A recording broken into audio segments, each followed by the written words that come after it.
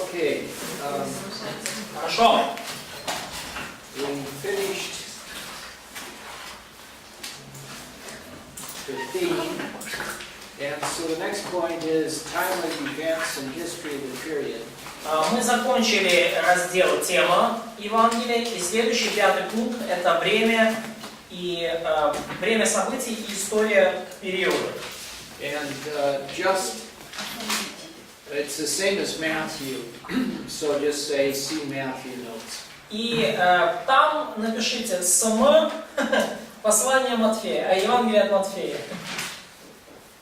Okay. Смотри Евангелие от Матфея, потому что там все то же самое. The sixth point is when and where was it written? 6-й пункт, где и когда было написано. Unlike most of the epistles, it's hard to determine those things for the Gospels. В отличие от большинства посланий, трудно узнать дату и время и дату и место написания для Евангелий. So I'll say maybe Rome. Maybe it was written in Rome. Я бы сказал так, возможно, оно написано в Риме. And between 50 and 60. Между 50 и 60 годами. But question mark. Но все равно под вопросом. I'll give you what a lot of people use to try to date the book. И я поделюсь с вами соображениями, по которым многие люди пытаются датировать книгу. And we'll start by trying to date Acts.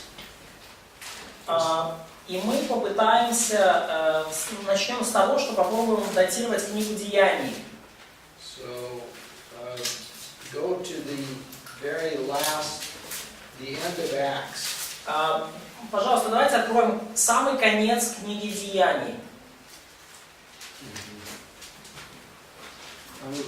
And read the last verse, verse 30. И прочитаем 30 стих книги Деяний. Чья очередь? І цілих 2 роки Павло пробув у найнятім домі своїм і приймав усіх, хто приходив до нього.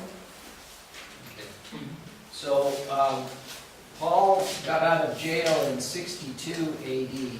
Павел освободился из тюрьмы в 62 году нашей эры. And Luke doesn't mention that.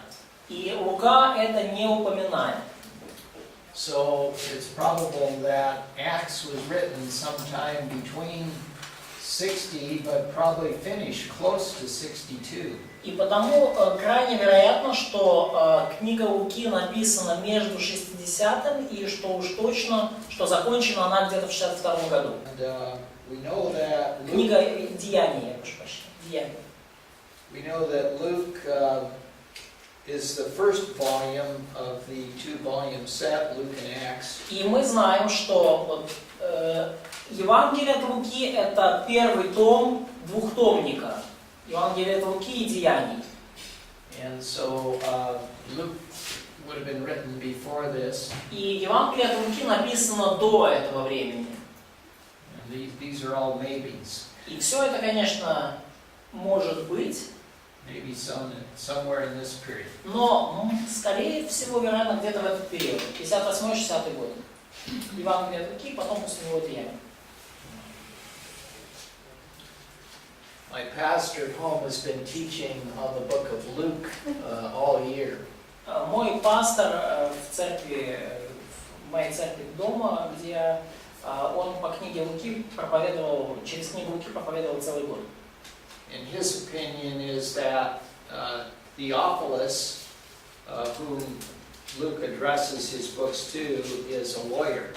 И его предположение, что вот Феофил, которому евангелист Лука пишет свое Евангелие, он юрист. My pastor believes that both the books of Luke and Acts are a formal deposition to present, to defend Paul in court. И мой пастор дома, он считает, что как книга Евангелия от Луки, так и книга Деяний это письменное показание для того, чтобы защитить апостола Павла перед римским судом. So Luke's writing this to Theophilus so that he in turn can defend Paul in court. Да, то есть Лука пишет всю вот эту информацию для Феофила, чтобы Феофил мог перед судом римским защищать апостола Павла с фактами в руках. То есть это слово это письменное показание под присягой. Anyway, so he looks at these two books as being papers that would be of value to everybody, but of particular value to Paul as he's trying to defend himself. То есть он смотрит на вот эту вот, на этот двухтомник Евангелия от Луки и Деяния, как на цельный документ, который ценный для всех, но в первую очередь для человека, который будет защищать Феофила перед Феофила, который будет защищать апостола Павла перед римским судом. Now, I don't think we can prove this, but a lot of the early church fathers say that when Luke was writing his book of Luke, he used the book of Mark as one of the written works, as one of the sources of what he was writing. Навряд ли мы что-то можем к этому добавить, но многие исследователи в ранней церкви считали, что когда Лука писал свое Евангелие, он использовал Евангелие от Марка как один из своих письменных источников. So that's how you would get to a date somewhere here. И вот почему мы приходим вот к дате, которую мы написали изначально. That's not very definitive, is it? Это не слишком так уж конкретно и определенно. Да? We don't have good evidence of when Mark was written. Но у нас нету ясных свидетельств того, когда Марк написал свое Евангелие. You can read a lot about when it was written and where it was written. Вы можете много прочитать на тему того, где и когда Евангелие было написано. But my personal interest is not in conjecture, but rather in biblical truth. Но мой личный интерес не в том, чтобы как-то делать какие-то предположения, но в том, чтобы держаться библейской истины. So I don't see much value in bringing to you a bunch of conjecture. И я не вижу особой ценности в том, чтобы вываливать на вас кучу разных гипотез, предположений и идей. That's all I'm going to say about it. И поэтому это все, что я скажу вам на эту тему. По времени и дате написано. But do you have any questions or thoughts? Но есть ли у вас какие-то мысли, вопросы, замечания, предложения? Oh, there's something else I should mention, and that is that most of the early church fathers said that Mark got a lot of his information from the experiences of Peter, so he talked to Peter. И я уже об этом упоминал, но и это то, с чем согласны все отцы ранней церкви. Марк взял большую часть своего материала от Петра. То есть он много общался с Петром, и практически записал его слово. So I think that's pretty certain. И я думаю, что это очень достоверное предположение. All right. So that brings us to the outline of the book. Итак, мы подходим к 7-му пункту, план книги. Начнем с 4. Початок служіння, перша 4 глава. First 4 chapters is the beginning of the ministry, Jesus' ministry. Початок служіння в Галілеї. The beginning of ministry in Galilee. Okay. 6-10. Ісус являє свою силу. From 6 to 10, Jesus showed his power. 11-13 в Єрусалимі. 11-13, ministry in Jerusalem. 14-16 смерть і воскресіння. And 14-16 is the death and resurrection. 16, yeah, 14 to 16. Death and resurrection. And in the beginning it's 1-4.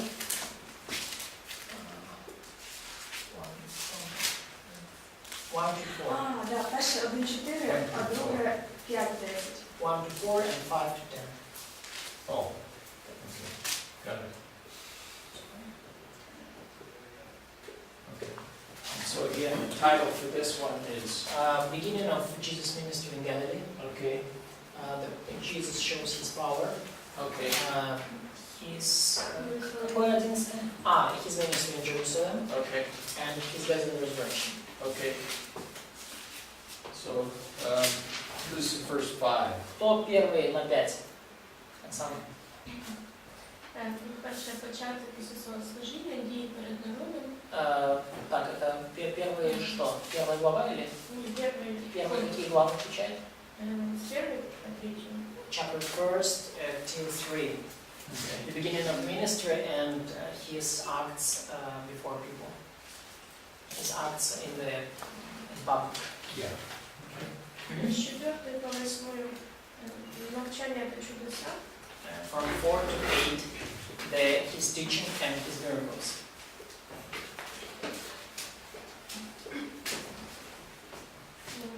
9-10 дорога до Єрусалиму. 9 to 10, road to Jerusalem.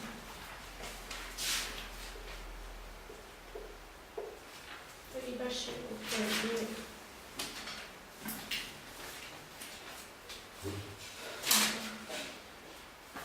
потім з 11 по 13 діяльність у Єрусалимі. 11-13 is also in Jerusalem.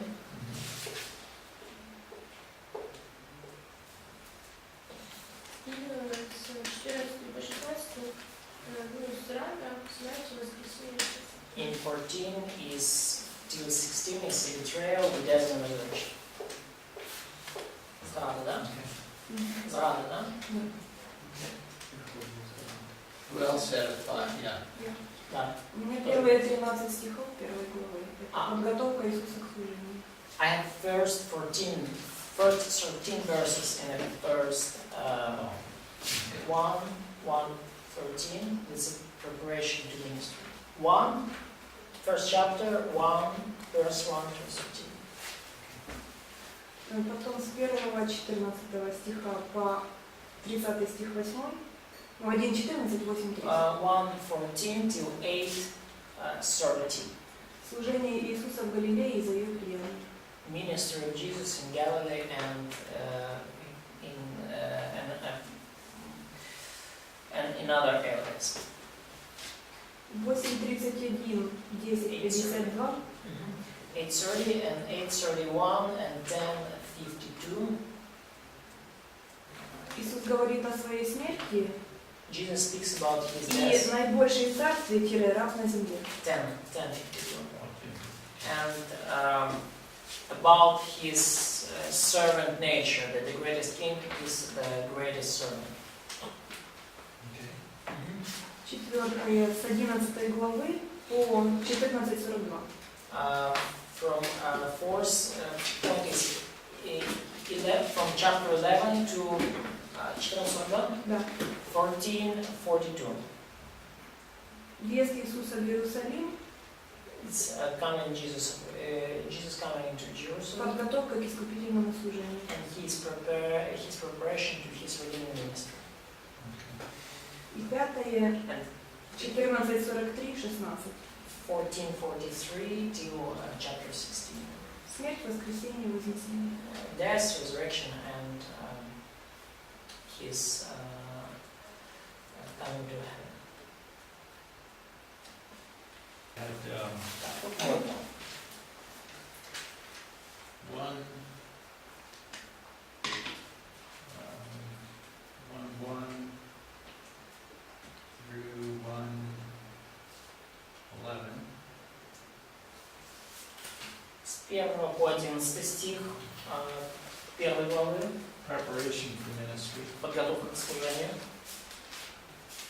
And then through chapter 10, И до 10 главы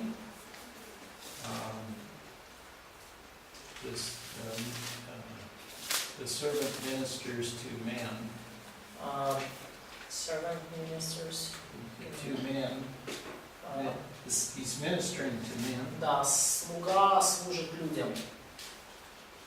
11 through 14 Из 11 по 14 prepares preparations for crucifixion. подготовка к распятию. 16 trials through burial. Его страдания вплоть до погребения. And 16, resurrection. И 16 это его воскресение. So it's interesting how much different we can come up with. И интересно, насколько разными могут быть наши, ну, насколько может отличаться наш взгляд на Евангелие, наш план. Okay. Go ahead. Давай, вперед, Маша. Первая глава «Начало служения Христа». Chapter 1, the beginning of Jesus' ministry. С 2 по 10 чудеса, которые делал Христос. Chapter from 2 to 10, the miracles Jesus did. 11 въезд в Иерусалим. Chapter 11, coming into Jerusalem. 11. 12 разговор с представителем политических партий. Chapter 12, the debates with the political and religious parties. 13 предсказание окончания века. Chapter 13, the prophecy about the end of the age. 14 по 16 последние события в жизни Христа. 14-16, it's the last events in Jesus' life. Okay. That's pretty straightforward. Ну, да, достаточно так прямо. Okay, now. Так, теперь 11. Первый пункт – подготовка и начало служения Иисуса. Это 1-3 глава. Chapter 1 through 3. 1 to 3. The preparation to ministry. 1 to 3. Потом 4 глава. First chapter to chapter 3. Потом 4 глава Иисус проповедует притчи. In the chapter 4, the parables of Jesus.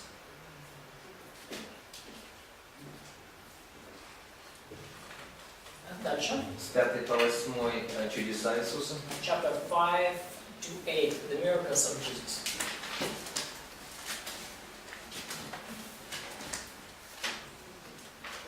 Дальше.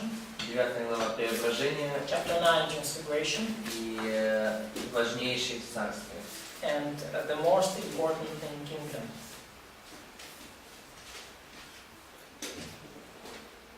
Мгм. 10 глава Иисус благословляет детей и учит служить, а не господствовать. Chapter 10, Jesus bless the kids and teach them how to serve and not to take advantage. And not to rule. Да, дальше. Можешь говорить быстрее. Хорошо. Въезд в Иерусалим, 11 глава. 11, coming into Jerusalem. 12 глава, главная заповедь. 12, the most important commandment. 13 глава говорит о будущем. Chapter 13, he speaks about the future. 14 глава последний ужин и предательство Иисуса. Chapter 14, the Last Supper and the betrayal of Jesus. 15 распятие. Chapter 15 is a crucifixion. 16 воскресение Chapter 16 is the resurrection. и великое поручение. And the Great Commission.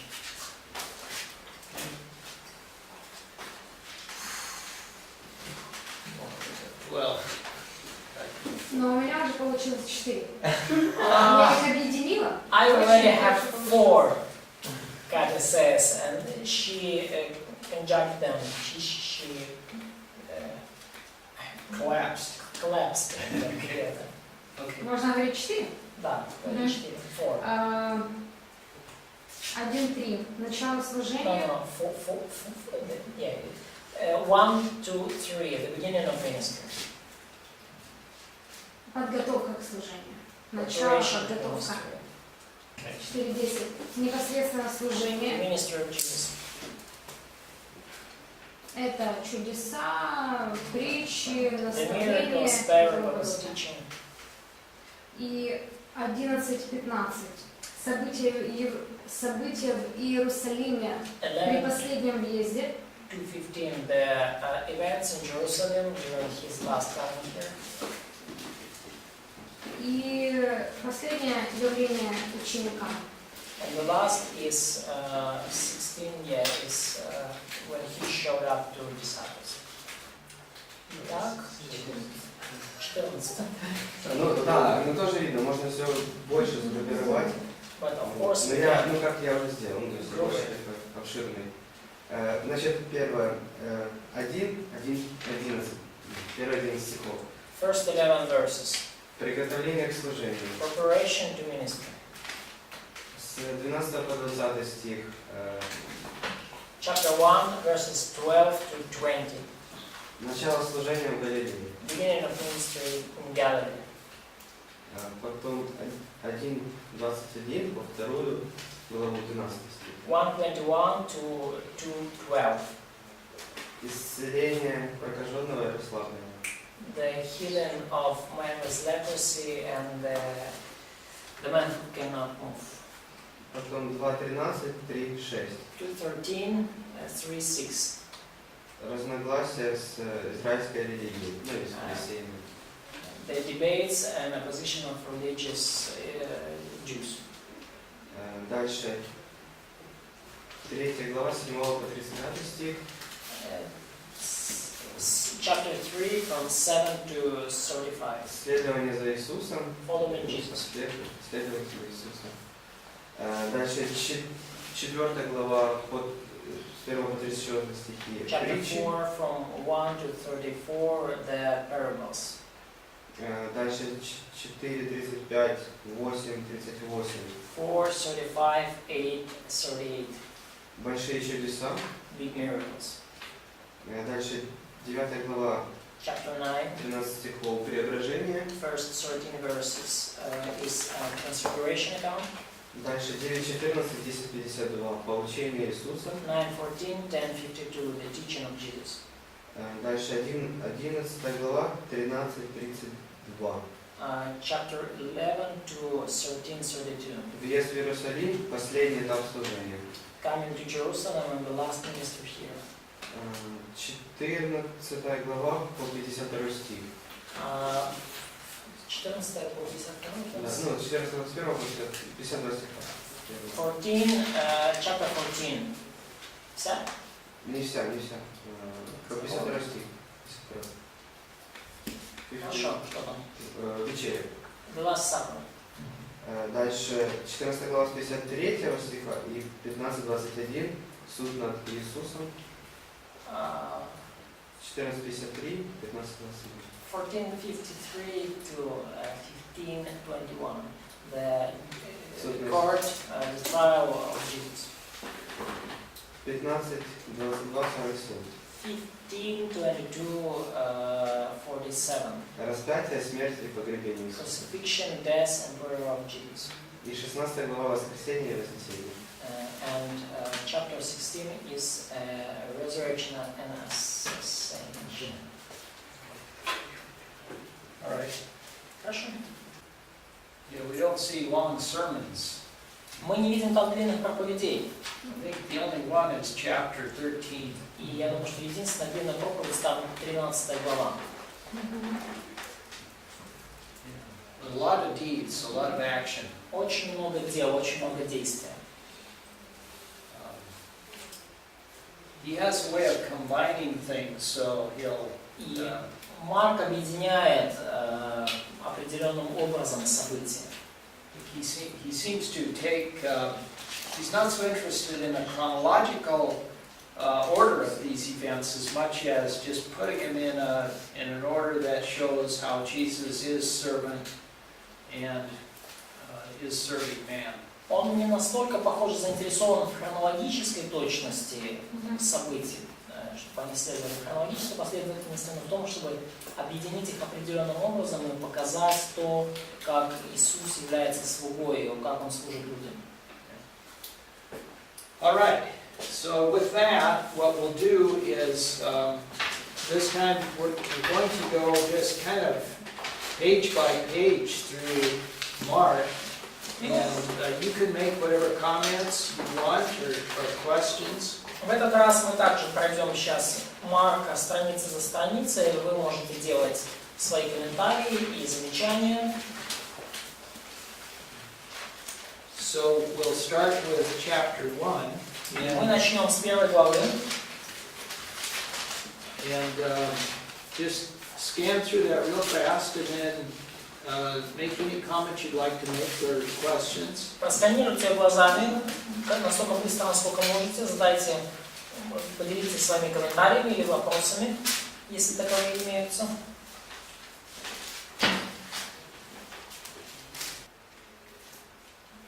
The question of chapter 1. Чому Ісус після того, як зцілює людей, говорить їм про це не розголошувати? Why did Jesus told people after healing them that do not tell anyone? Okay. Anybody have thoughts on that? У кого-то есть вопросы на эту тему? He does it quite a few times in this book. Mentions it quite a few times. Ну, в этой книге об этом говорится, ну, не так уж и часто, несколько раз. So I think to summarize this, there's a time for everything. Да, чтобы суммировать, да, время есть для всего. And of course, everyone that's sick wants to be healed. И, конечно же, тот, кто болен, хочет быть исцеленным. And if he had healed as many people as wanted to get healed, he wouldn't have time to do anything else. И если бы он исцелял столько всех людей, кто хотел бы исцелиться, у него бы не осталось времени на то, что было его основной целью, что он хотел больше всего сделать. So he had other things to do than just healing. У него было еще что сделать, много чего помимо исцеления. So now the second question Но второй is, вопрос. why does he sometimes tell them to go out and tell others what they see and hear? Почему же он все же временами говорит людям: идите и расскажите, что вы слышали и видели, что с вами произошло?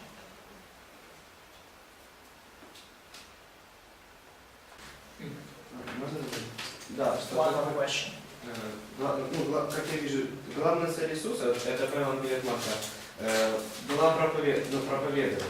So I see in the Mark's Gospel that the main purpose of Jesus was to preach. То есть, да, несмотря на все чудеса, и тут, кстати, в первой главе, Nevertheless, с his 34 по miracles. 38 стихи, написано, что он исцелил многих, страдавших различными болезнями. And in chapter 1, in verses 34 to 38, Да. he healed a lot of people. И дальше в 37 стихе говорят, что все ищут тебя. And in verse 37, his disciples told him that everyone is looking for you. А он говорит им: пойдем в ближние селения города, чтобы мне и там проповедовать. Ибо я для того пришел. Answers them that let us go somewhere else to the towns nearby, in order that I may preach there also, for that what I come out for. Да, поэтому как Виталий говорил, что когда он язычников так исцелял, те, которые, он им говорил, чтобы они свидетельствовали, чтобы они там, где не были, они говорили о Христе. So as Vitaly said that in Gentile territories, when he did some miracles or healings, he told them to go and to share it. Да, а в Израиле почему, чтобы молчали, чтобы не воспринимали его как целителя, как. But in Israel, he didn't want them to recognized as healer.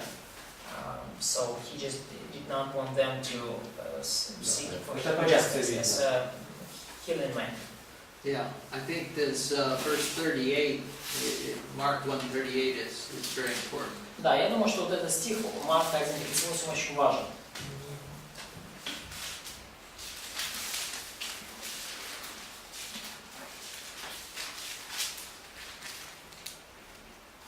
Он говорит им: пойдем в ближние селения, города, чтобы мне и там проповедовать, ибо я для того пришел.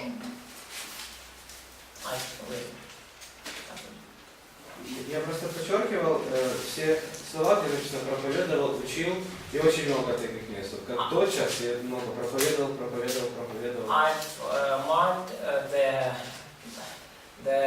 verses and phrases when he speaks about preaching or teaching, and there's a lot of it in the Mark's Gospel. And almost in every chapter there is such words. There are such words. Interesting. Интересно. Yet in almost every chapter there's a miracle. Да, и тем не менее, почти в каждой главе есть чудо. There is a miracle in chapters 1, 2, 3, 4, 5, 6, 7, 8, 9, 10, and 11. There's a chapter, there's a miracle in each one of those chapters. В главах с 1 по 11 в каждой главе минимум по одному чуду.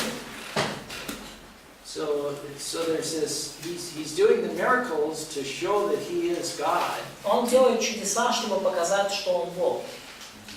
But as God, he needs to give them a message. Но точно так же, будучи Богом, он должен дать им какое-то послание.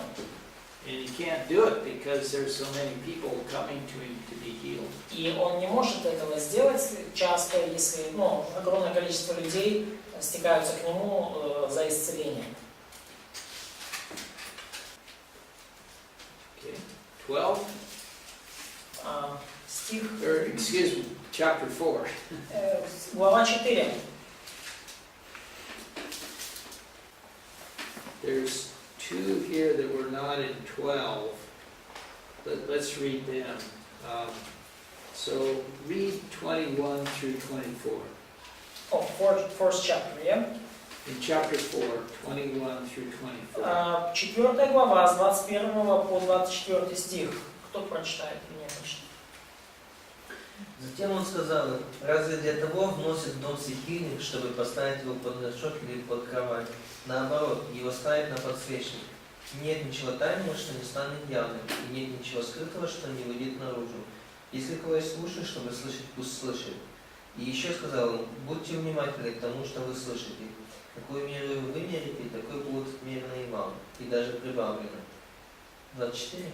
Yeah, so there's the first part here about the lampstand with a lamp, and the basket is similar to the Sermon on the Mount, chapter 5.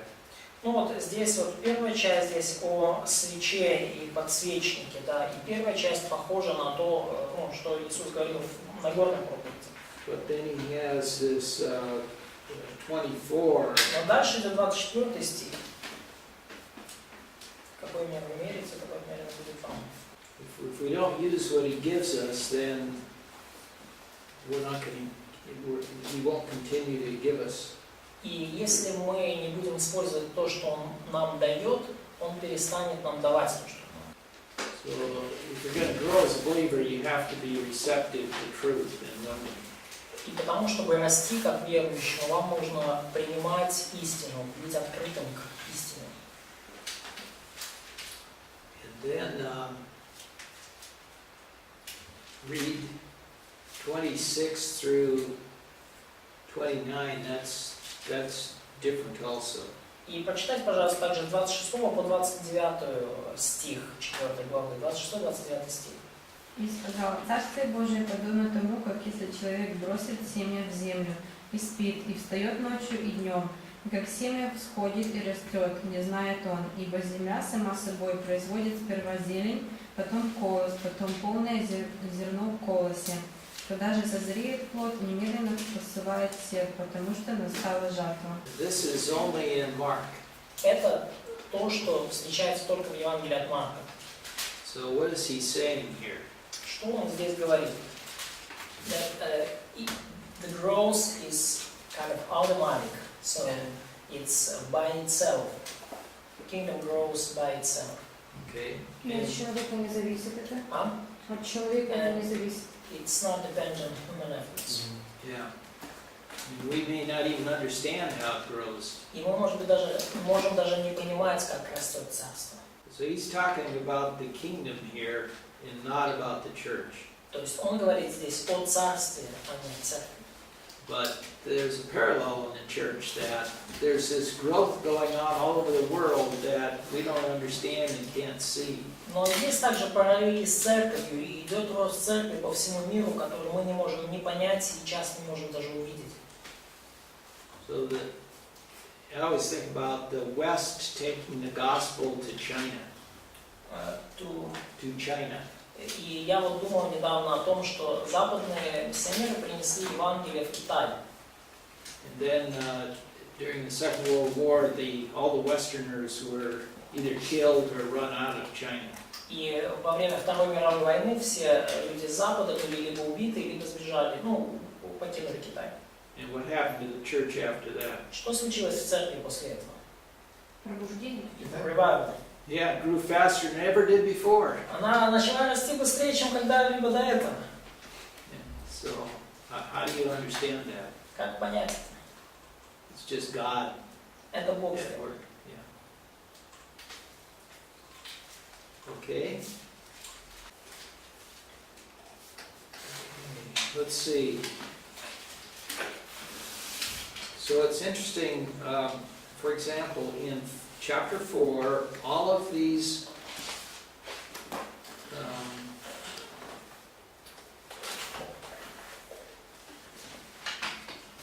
well, all the parables except the two that we read are in Matthew. И очень интересно, что в 4 главе все притчи, кроме тех, которые мы вот две прочитали, они встречаются также в Евангелии от Матфея. But Mark arranges them differently. Но Марк их по-другому группирует, по-другому соединяет. So a good study would be why Mark arranges them in the order that they're in. И интересно было бы изучить, почему Марк объединяет эти притчи таким образом, как он это сделал. But we're not going to do that now. Но мы этого сейчас делать не будем. Okay, chapter 5. Any Глава comments or 5. questions on 5? Комментарии, вопросы по этой главе. И еще такой большой вопрос, ну просто прояснить, по поводу, когда девица умерла, девочка, в 39 стихе, Иисус говорит, что она не умерла, но спит. Ну и еще есть такие места, где Иисус говорит, что не умер, Лазарь, да? And also about the verse 39 when Jesus says about the dead girl that she did not die, that she's sleeping, and there is not once there is someone else. Может это, ну, или прямо это понимать, или как-то... Should we understand this literally, or it's kind of a rhetorical figure? Why did he speak so? Well,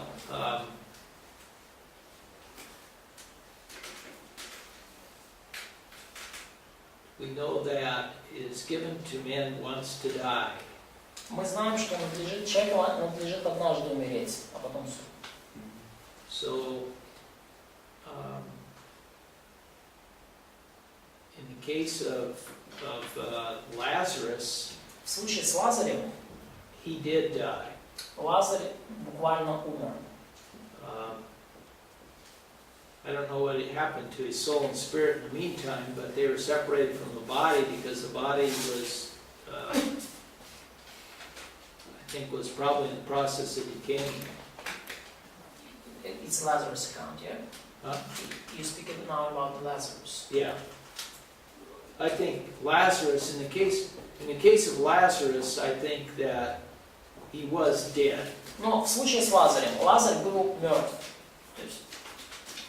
But I would take this literally here that she had all the evidences of being dead, but she wasn't, her body was not separated from her spirit. Но я бы сказал по поводу этой девочки так, что она как бы выглядела как мертвая и не подавала признаков жизни, но душа еще не отделилась от тела, как было в случае с Лазарем.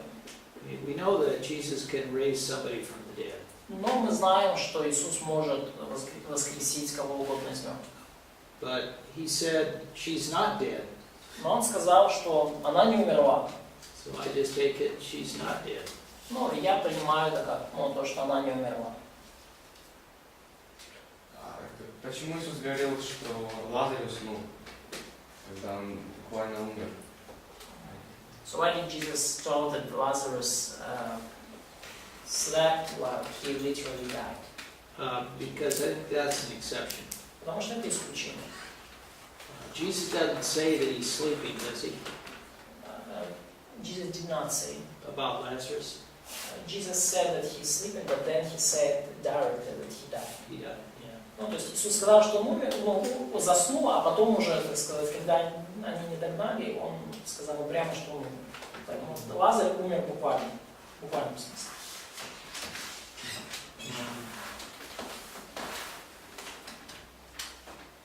So maybe there's a better answer to that. That's the best I can do right now.